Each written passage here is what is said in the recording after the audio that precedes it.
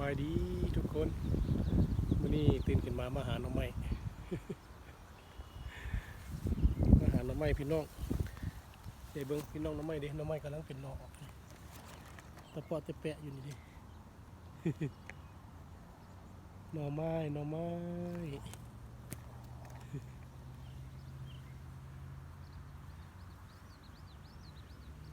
เปาะจะแปะอยู่พี่น้องเลยนี่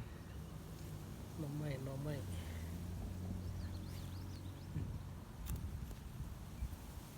สิซับให้เบิ้งพี่น้อง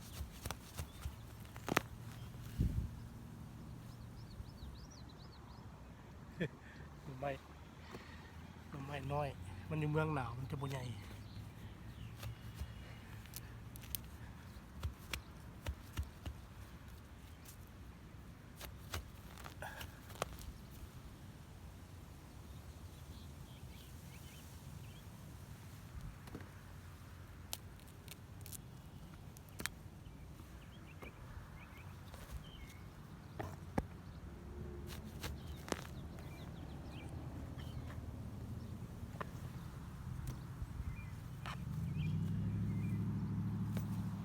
ประมาณนี้แหละพี่น้อง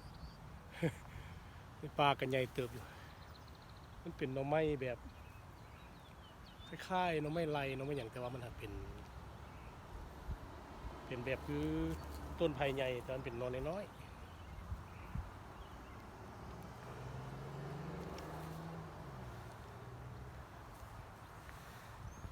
หน่อไม้อยู่เมืองฮาแลนด์รัฐมิชิแกนเด้อพี่น้องก็สิเป็นประมาณนี้แหละ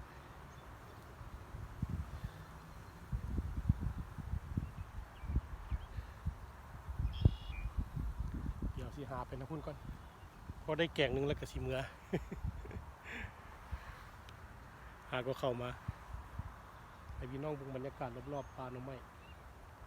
พูดมีคนอยู่คุณเจ้าหาอยู่คุณรับนี่ก็มีไปไกลไปก็หาอยู่เกียร์นี่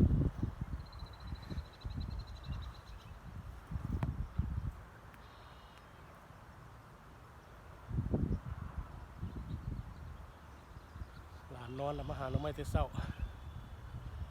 บายเลยพี่น้องเด้อให้เบิ่งซ้ำนี่เด้อบ๊ายบาย